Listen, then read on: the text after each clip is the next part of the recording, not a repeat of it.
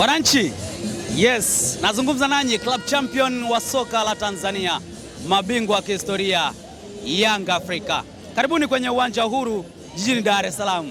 Leo ni siku muhimu, siku yenu, siku ya sikukuu, siku ambayo mnaheshimisha soka la Tanzania, siku ambayo mnakuja kufurahia mafanikio na pengine matarajio ya msimu mpya wa mwaka 2026 2027.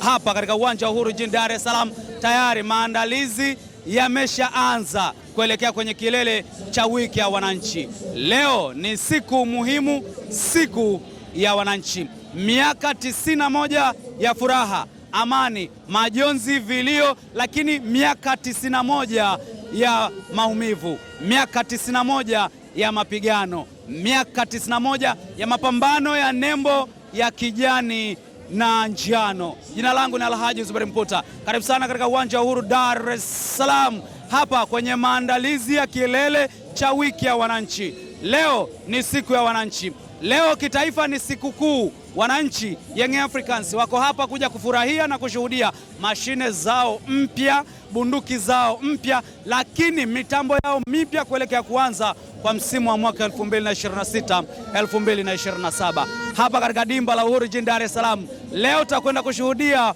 water player. Je, watafanya kile ambacho wengi wana matarajio na matumaini kwao, ama la itakuwa tofauti? Ni jambo ambalo mimi Alhaji Zuberi Mputa, Baba Abduli, sambamba na wewe unayenitazama tunasubiri. Lakini yote kwa yote tunataraji kushuhudia tamasha la namna gani? Tayari wamekwisha kushuhudia tamasha la wenzao, sasa ni wakati wa kushuhudia tamasha lao. Sikukuu ya wananchi, kilele cha furaha. Club champion wa soka la Tanzania, mabingwa wa kihistoria, wako hapa kwenye burudani ya mchezo wa mpira wa miguu sambamba na burudani ya mziki. Leo ndio ile inaitwa burudani ya mpira wa miguu inapokutana na burudani ya tamasha. Nini kitakwenda kutokea? Ni jambo la kusubiri. Msimu wa 2025-26 ulikuwa na panda shuka za namna yake. Baadhi ya makombe yaliondoka, lakini baadhi ya makombe yalisalia. Wananchi walifanikiwa kutetea taji la ubingwa wa ligi kuu soka Tanzania bara, lakini kwa maelezo yao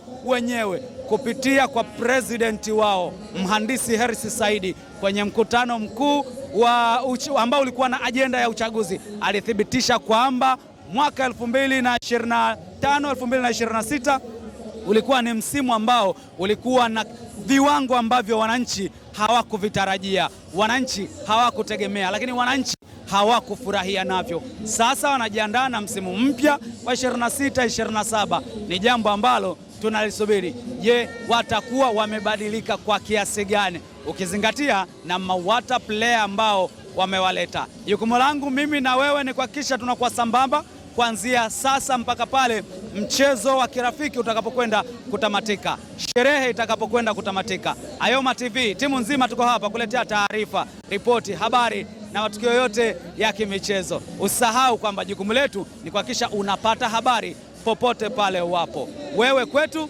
tuweke pema moyoni.